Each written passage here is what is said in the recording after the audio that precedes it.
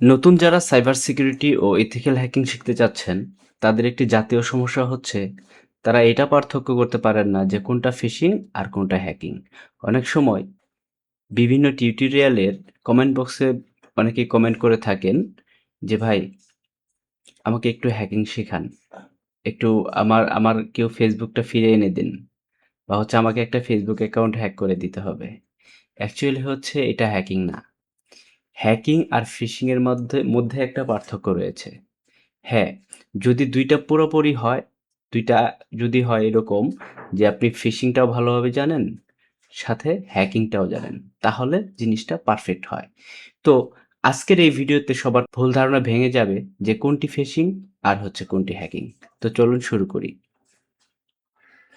Fishing আমরা দৈনন্দিন জীবনেও অনেক সময় যখন কম্পিউটার ইউজ করি বা মোবাইল ইউজ করি, বিভিন্ন সময় বিভিন্ন লিঙ্ক দেখতে পাই।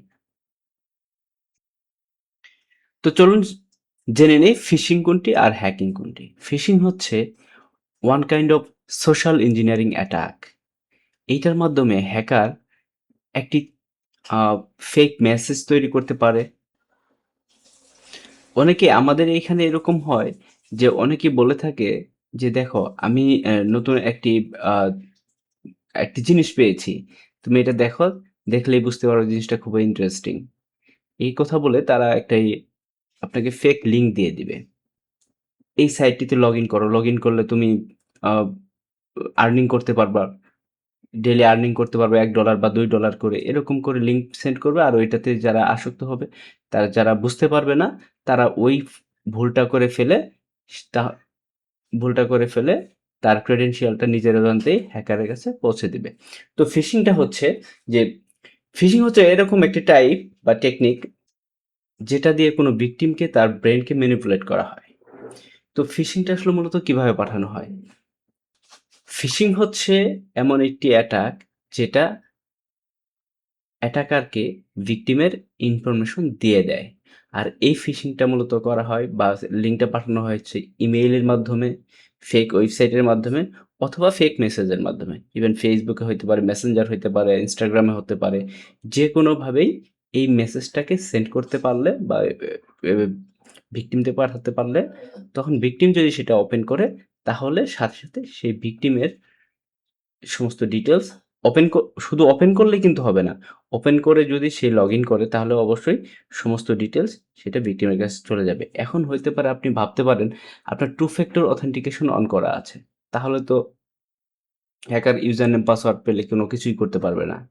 এখানে আপনার ইউজার নেম পাসওয়ার্ড জানলেও সে যে লগইন করতে পারবে না এটা ভুল ধারণা। কারণ হচ্ছে বর্তমানে টু ফ্যাক্টর অথেন্টিকেশন ও বাইপাস করা যায়। সুতরাং প্রত্যেকটা ফিশিং লিঙ্কে ক্লিক করার আগে আপনাকে সতর্ক থাকতে হবে। তো আমি যদি একটি ডেমো দেখাই যে যেমন ধরুন আমি আ একটি ফিশিং লিঙ্ক তৈরি করেছি। সেটা দিয়ে এখন আমি যদি রান করি তাহলে আমার কম্পিউটারে কেমন হয় বা হচ্ছে আমি আমার ওই ফিশিং লিঙ্ক দিয়ে আমি আমার নিজের আইডি হ্যাক করতে পারি কিনা চলুন দেখে আসি। তো এখানে আমি আমার লিনাক্স অপারেটিং সিস্টেমে একটি ফিশিং টুলস রান করেছি। রান করার পরে আমি একটা লিঙ্ক জেনারেট করেছি। এই যে লিঙ্কটা। এই লিঙ্কটা যদি আমি আমার কম্পিউটারে রান করি তাহলে দেখি কি হয়।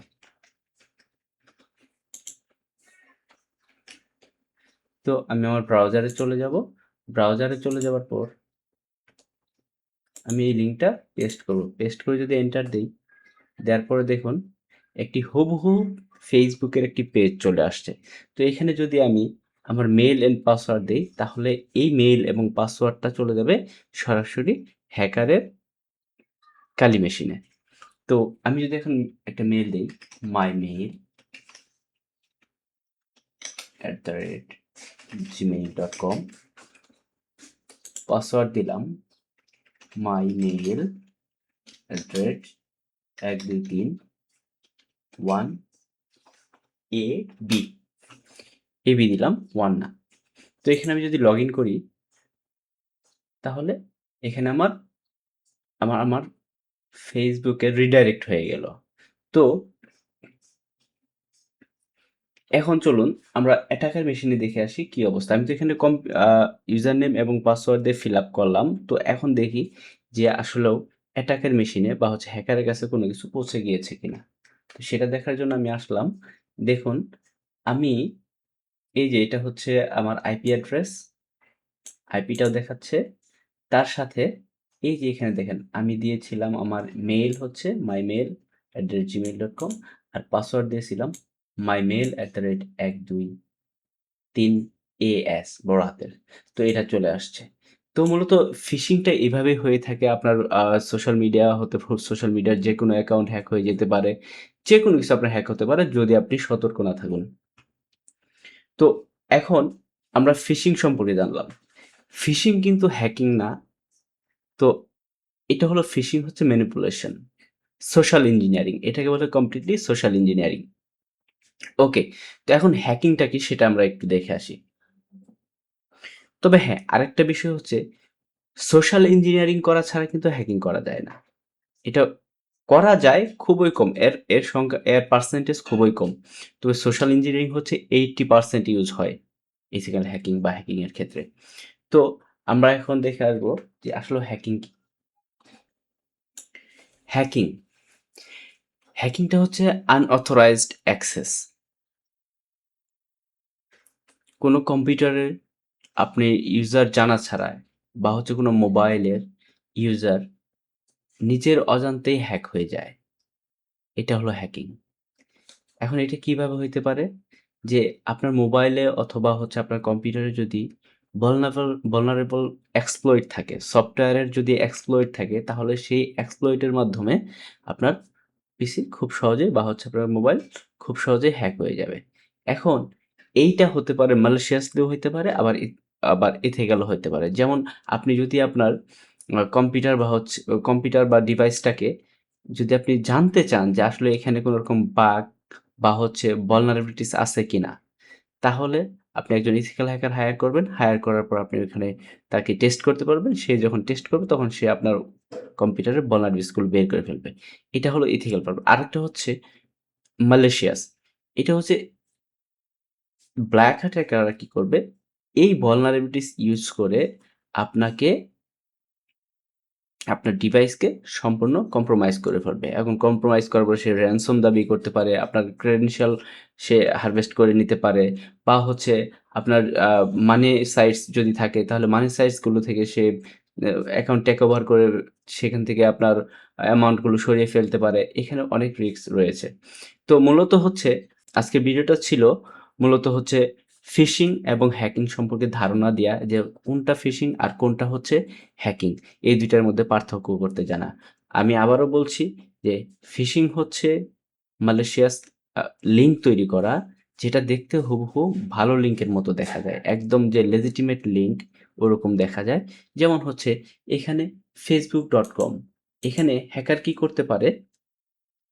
আপনাকে এখান এই যে এখানে ধরুন লিখে দিতে পারে facebook.login.com সে এরকম একটা ডোমেইনের মধ্যে কি করবে তার ফেক ওয়েবসাইটটা রান করবে। রান করার পর আপনাকে যখন দিবে, আপনি যখন এটা সার্চ দিবেন, সার্চ দেওয়ার পর আপনি দেখবেন যে এটা তো ঠিকই আছে facebook.login.com আপনি যখন এই লিঙ্কে যাবেন তখন হুবহু একটা ফেসবুক পেজ চলে আসবে। আর সেই পেজের মধ্যে যখন আপনি ঢুকবেন, ক্রেডেনশিয়াল দিবেন, তখন সেটা হ্যাকার ক্যাপচার করে ফেলবে। তো এইভাবে মূলত হচ্ছে ইউআরএল ম্যানিপুলেশন এর মাধ্যমে খুব সহজেই হ্যাক করে ফেলতে পারে বা আপনার অ্যাকাউন্টের ক্রেডেনশিয়াল নিয়ে নিতে পারে। সুতরাং আ অবশ্যই সতর্ক থাকবেন। অবশ্যই হ্যাক হওয়া কোনো রকম ভালো বিষয় নয়। তো আপনারা সতর্ক থাকলে অবশ্যই আপনারা সিকিউর থাকতে পারবেন। ইভেন নিজেরা সিকিউর থাকেন, আপনার আশপাশের পরিবারের যে লোকজন আছে সবাইকে সিকিউর রাখতে অবশ্যই আমার ভিডিওটি শেয়ার করুন, চ্যানেলটি সাবস্ক্রাইব করুন এবং আমার সঙ্গে থাকুন। ধন্যবাদ।